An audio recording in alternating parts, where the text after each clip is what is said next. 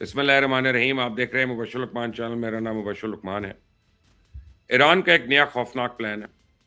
Tehran पे एटमी हमला किसने रोका? और पाकिस्तान की आबनाई जिब्राल्टर तक रसाई हो गई। कतर के साथ भी दिफाई मुआहिदा, लेकिन कब? आप देख रहे हैं मुबश्शिर लुकमान चैनल। इसको सब्सक्राइब करें, बेल आइकॉन को प्रेस करें और ये वीडियो आखिर तक देखिएगा। पाकिस्तान का असल इम्तहान अब शुरू हुआ है। अमेरिका और ईरान अपनी अपनी पोजीशन पर डटे हुए हैं। दोनों सुलह सफाई चाहते हैं, लेकिन दोनों में से कोई भी लचक दिखाने पे आमादा नहीं है, क्योंकि कोई भी फरीक जीती हुई जंग को मुज़ाकरात की मेज पे नहीं हारना चाह रहा। और दोनों के दरमियान बुध या जुमेरात को मुज़ाकरात हो सकते हैं, और पाकिस्तान की अपील पर अगर दोनों फरीक जंग बंदी की मुद्दत में मजीद तोसी का ऐलान कर देते हैं, जो कि आज रात तक हो जाएगी, तो मैं समझता हूँ कि इन हालात में ये बहुत बड़ी कामयाबी है। लेकिन अमेरिकन सदर और मीडिया कल से ये दावे कर रहे हैं कि मुज़ाकरात में कोई डेडलॉक नहीं और इस्लामाबाद में बुध के रोज मुज़ाकरात होंगे। लेकिन असल बात तो सबको पता है कि ईरान ने मुज़ाकरात के दूसरे राउंड में शिरकत करने के हवाले से अभी तक कोई बाज़ाब्ता ऐलान नहीं किया। और ईरानी पार्लियामेंट के स्पीकर बाकर कालियाफ भी आज आलमी मीडिया को बता रहे हैं कि धमकियों, दबाव और बदएतमादी के इस माहौल में अमेरिका के साथ कोई बातचीत ही नहीं हो सकती। तो ईरान के पास सीनियर तज्जियाकार तो यहाँ तक कह रहे हैं कि वो जेरेड कुशनर और स्टीव विटकॉफ के साथ कोई बात नहीं करेंगे। अगर अमेरिकन नायब प्रेसिडेंट जेडी वैंस खुद इस्लामाबाद आएंगे तो फिर कोई बातचीत हो सकती है।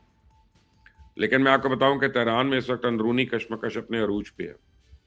पासदारान इनकलाब ने अपनी हुकूमत में वाजे कर दिया कि जब तक अमेरिका अपनाए हुर्मुज़ की नाकाबंदी ख़त्म नहीं करता, तब तक कोई मुज़ाकरात नहीं होंगे। यही नहीं, अब तो पासदारान इनकलाब ने अपना एक खौफनाक नया प्लान भी जारी किया कि अगर ईरानी फोर्सेस ने इस प्लान पे अमल दरामद शुरू कर दिया, तो मैं आपको बताऊं कि तेल की आलमी सप्लाई का 32% हिस्सा टोटल खत्म हो सकता है। खत्म हो सकता है और पूरी दुनिया इससे मुतासर होगी। तो ईरान की सरकारी न्यूज़ एजेंसी तस्नीम के मुताबिक पासदारान इनकलाब ने ऐलान किया है कि अगर अमेरिकन जंगी बेड़ों ने आबनाए हुर्मुज़ की नाकाबंदी ख़त्म ना की, तो फिर वो खित्ते में तेल और गैस की तमाम बड़ी तनसीबात को निशाना बनाएंगे। पासदारान इनकलाब ने अपने अहदाफ की जो फहरिस्त जारी की है, उसमें पहले नंबर पर सऊदी अरेबिया की पाइपलाइन है याम्बो, दूसरे नंबर पे यूएई की फुजैरा ऑयल रिफाइनरी है, तीसरा यमनी हुसियों के जरिए अपनाए बाबुल मंदब को बंद करने का भी इरादा जाहिर किया गया। तो मैं आपको बताऊं, ईरान इनमें से किसी एक को भी हदफ बनाने में कामयाब हो गया ना, निशाना बनाने में, तो दुनिया उलट पुलट हो जाएगी। मामले की संगीनी के अंदाजा आप इस बात से लगाएं कि सिर्फ बाबुल मंदब से तकरीबन 60 लाख बैरल तेल रोजाना गुजरता है। यूएई की फुजैरा रिफाइनरी दुनिया की सबसे बड़ी मराकज में से एक है, जबकि याम्बो ऑयल फील्ड सऊदी अरेबिया को बहर अहमर से मिलाने वाली वाहिद आर्टरी है। तो ये सप्लाई चेन कहीं भी मुतासर होती है तो तलब और रसद का तवाज़ुन ख़त्म हो जाएगा और इंटरनेशनल ऑयल मार्केट एडजस्ट नहीं होगी, बल्कि एक ही वक्त में गिर जाएगी, जिसे बहाल करने के लिए दिन या हफ्ते नहीं बल्कि महीने लग जाएंगे।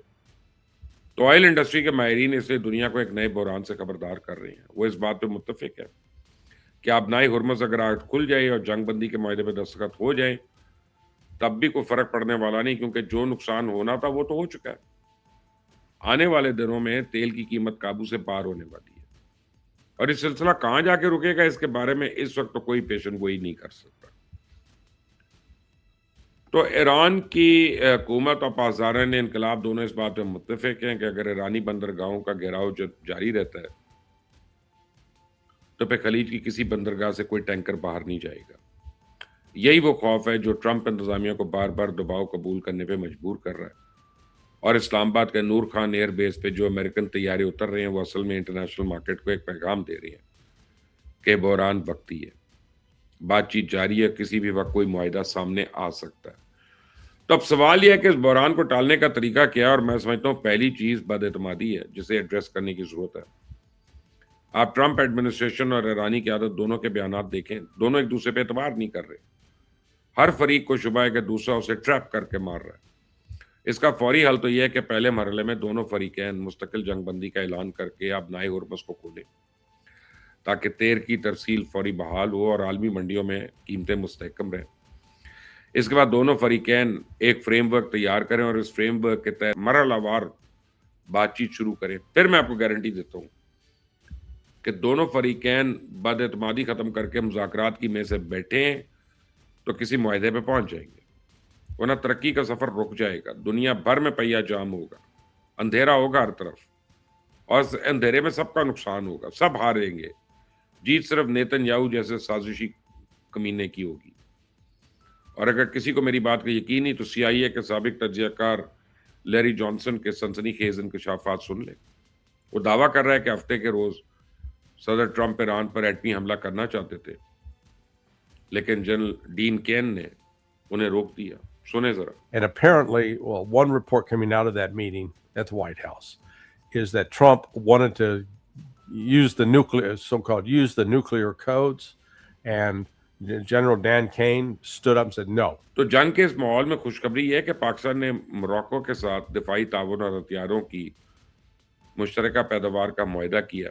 دونوں ممالک نے 13 جنوری 2026 کو دو طرفہ دفاعی اور فوجی تعاون کو باضابطہ بنانے کے لیے مفاہمت کی ایک یادداشت پہ دستخط کیے تھے. اور اس تعاون کے بدولت اب پاکستان کو آبنائے جبرالٹر تک رسائی حاصل ہو جائے گی.